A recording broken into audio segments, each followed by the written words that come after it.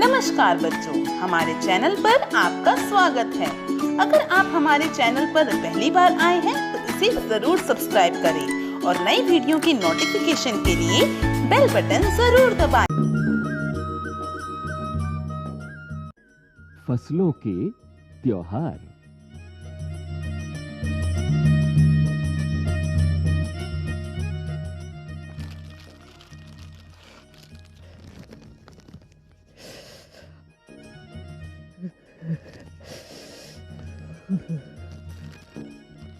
सारा दिन बोरसी के आगे बैठकर हाथ तापते हुए गुजर जाता है। कहाँ तो खिचड़ी के समय धूप में गर्माहट की शुरुआत होनी चाहिए और यहाँ हम सूरज के इंतजार में आस लगाए बैठे हुए हैं। पूरे 10 दिन हो गए, सूरज लापता है। आज सुबह तो रजाई से निकलने की हिम्मत नहीं हो रही थी।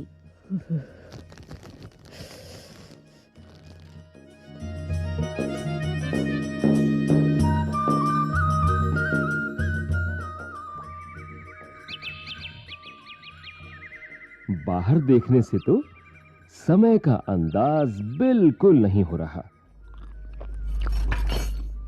लेकिन घर में हो रही चहल पहल अब पता चल रही है।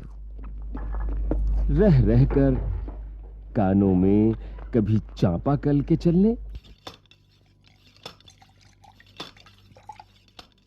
और पानी के गिरने की आवाज, तो कभी किसी के हाथ लगाने की आवाज आ रही है। जा भाग के देख, केरा के पत्ता आयल की ना। आज ई लोग के उठे के नईखे का। बोल जल्दी तैयार हो खस। अब तो उठने में ही भलाई है।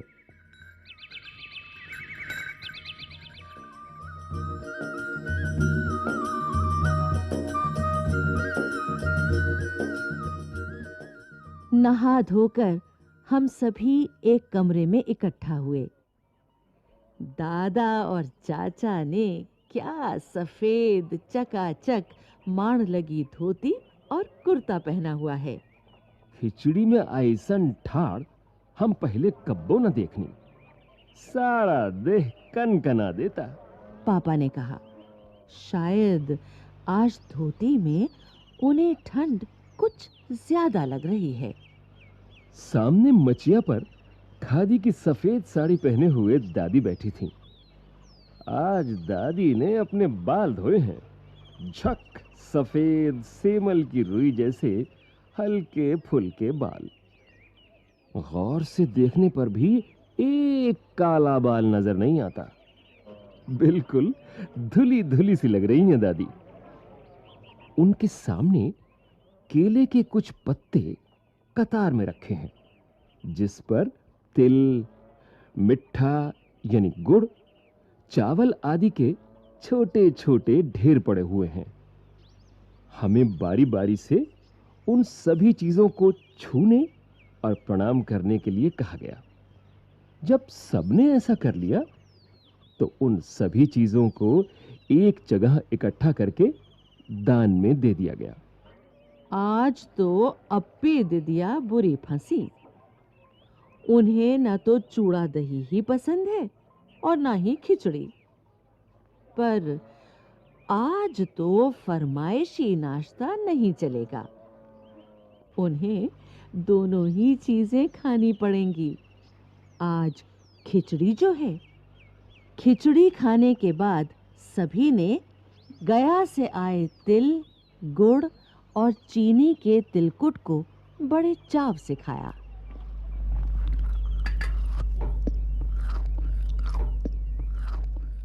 खाते खाते मैं सोच रही थी कि कितनी अलग है ना ये खिचड़ी जो अभी हम मना रहे हैं। स्कूल में हम जो खिचड़ी मनाते थे, उसकी अलग ही मस्ती हुआ करती थी।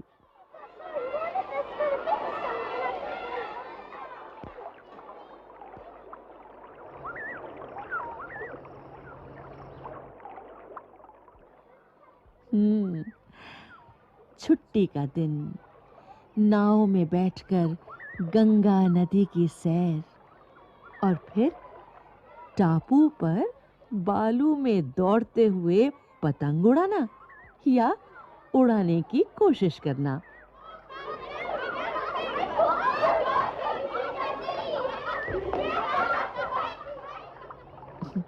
कितना मजा आता था।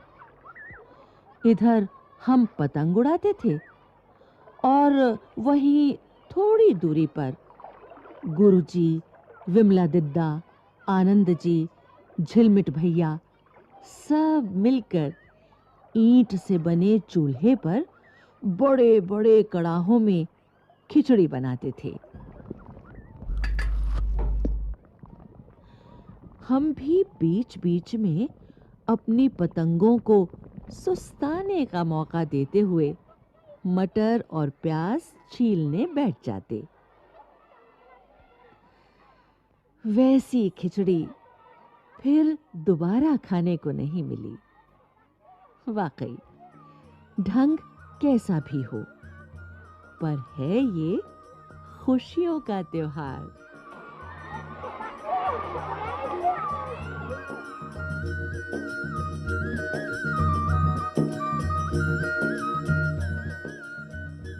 जनवरी माह के मध्य में भारत के लगभग सभी प्रांतों में फसलों से जुड़ा कोई ना कोई त्योहार मनाया जाता है। कोई फसलों के तैयार हो जाने पर खुशी बांटता है, तो कुछ लोग इस उम्मीद में खुश होते हैं कि अब पाला कम होगा। सूरज की गर्मी बढ़ने से खेतों में खड़ी फसल तेजी से बढ़ेगी। सभी प्रांतों और इलाकों का अपना रंग और अपना ढंग नजर आता है। इस दिन सब लोग अच्छी पैदावार की उम्मीद और फसलों के घर आने में खुशी का इजहार करते हैं।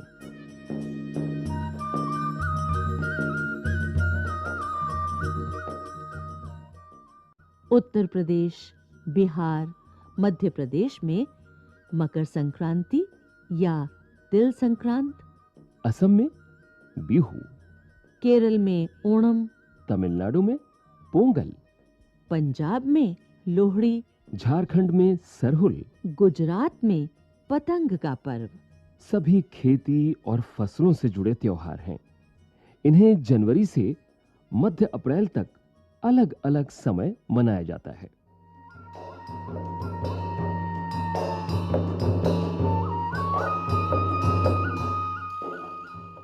झारखंड में सरहुल बड़े जोशो खरोश के साथ मनाया जाता है। 4 दिनों तक इसका जश्न चलता रहता है। अलग-अलग जनजातियां इसे अलग-अलग समय में मनाती हैं। संथाल लोग फरवरी मार्च में, तो ओरांव लोग इसे मार्च अप्रैल में मनाते हैं। आदिवासी आमतौर पर प्रकृति की पूजा करते हैं।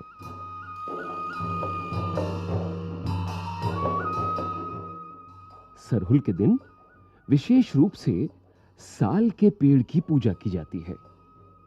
यही समय है जब साल के पेड़ों में फूल आने लगते हैं और मौसम बहुत ही खुशनुमा हो जाता है। स्त्री पुरुष दोनों ही ढोल मंजीरे लेकर रात भर नाचते गाते हैं।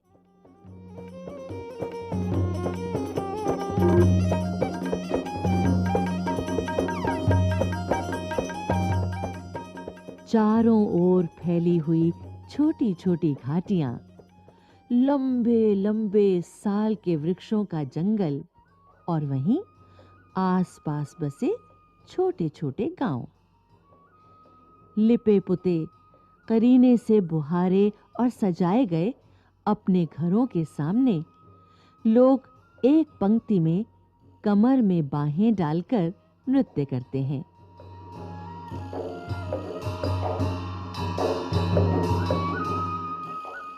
अगले दिन वे नृत्य करते हुए घर-घर जाते हैं और फूलों के पौधे लगाते हैं। घर-घर से चंदा मांगने की भी प्रथा है, पर चंदे में मालूम है क्या मांगते हैं? मुर्गा, चावल और मिश्री। फिर चलता है खाने पीने और खेलों का दौर। तीसरे दिन जाकर पूजा होती है, जिसके बाद लोग अपने कानों में सरई का फूल पहनते हैं।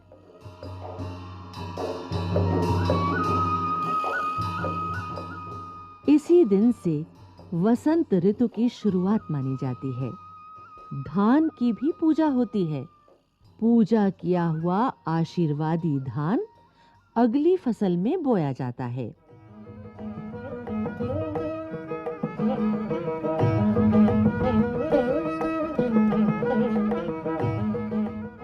तमिलनाडु में मकर संक्रांति या फसलों से जुड़ा त्योहार पोंगल के रूप में मनाया जाता है।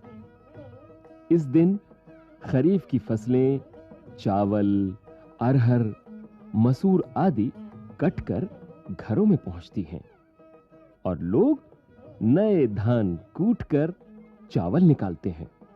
हर घर में मिट्टी का नया मटका लाया जाता है, जिसमें नए चावल, दूध और गुड़ डालकर उसे पकाने के लिए धूप में रख देते हैं।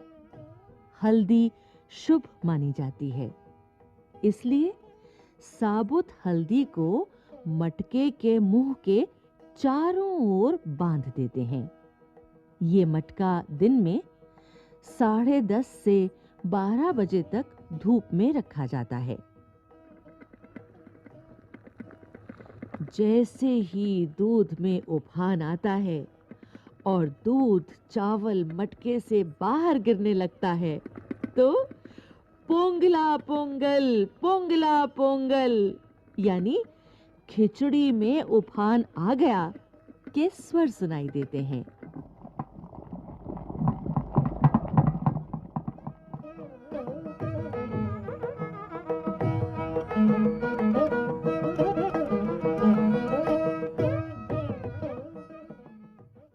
दूसरी ओर गुजरात में पतंगों के बिना तो मकर संक्रांति का जश्न अधूरा ही माना जाएगा। इस दिन आसमान की ओर यदि नजर उठाएं तो शायद हर आकार और रंग रूप की पतंगें आकाश में लहराती हुई मिलें। प्रत्येक गुजराती, चाहे वो किसी भी धर्म, जाति या आयु का हो, पतंग उड़ाता है। हजारों लाखों पतंगों से सूर्य भी ढक सा जाता है।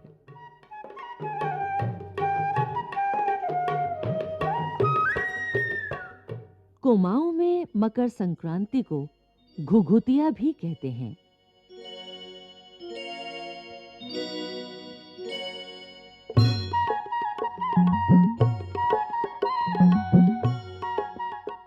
इस दिन आटे और गुड़ को गूंथकर पकवान बनाए जाते हैं। इन पकवानों को तरह-तरह के आकार दिए जाते हैं, जैसे डमरू, तलवार, दाड़िम का फूल आदि। पकवान को तलने के बाद एक माला में पिरोया जाता है। माला के बीच में संतरा और गन्ने की गंडेरी पिरोई जाती हैं। ये काम बच्चे बहुत रुचि और उत्साह के साथ करते हैं। सुबह बच्चों को माला दी जाती है। बहुत ठंड के कारण पक्षी पहाड़ों से चले जाते हैं। उन्हें बुलाने के लिए बच्चे इस माला से पकवान तोड़-तोड़ कर पक्षियों को खिलाते हैं और गाते हैं। कौवा आओ, घुघुत आओ, ले कौवा बड़ाओ, मकई दे जा सोने का घड़ाओ। खा ले पूरी, मके दे जा सोने की छुरी। इसके साथ ही जिस चीज की कामना हो वो मांगते हैं।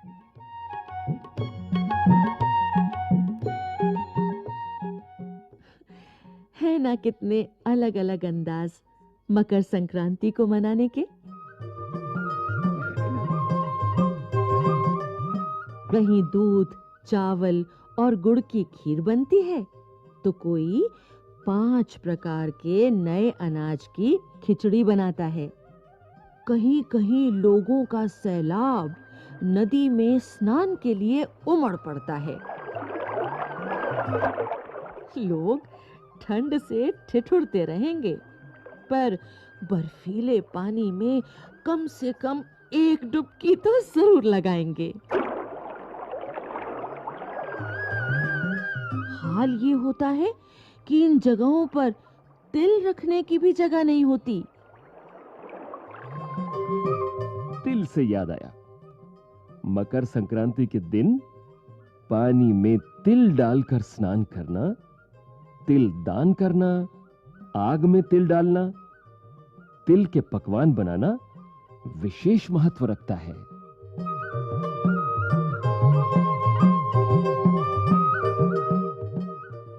तुम्हारे घर या इलाके में इस त्योहार को कैसे मनाया जाता है? इसे खिचड़ी, पोंगल, मकर संक्रांति या कुछ और कहा जाता है? या तुम फसलों से जुड़े कोई और त्योहार मनाती हो? यदि तुम आपस में बात करो तो तुम्हें ये जानकर हैरानी होगी कि कई बार एक ही इलाके में रहने वाले लोग भी इस त्योहार को अलग-अलग ढंग से मनाते हैं। वीडियो आपको पसंद आया है तो लाइक कीजिए, अपने दोस्तों के साथ शेयर कीजिए और अभी तक आपने हमारे चैनल को सब्सक्राइब नहीं किया है तो प्लीज हमारे चैनल को सब्सक्राइब कीजिए। शुक्रिया। अगर आप ऐसी ही अच्छी वीडियोस देखना चाहते हैं तो मेरे चैनल को सब्सक्राइब, शेयर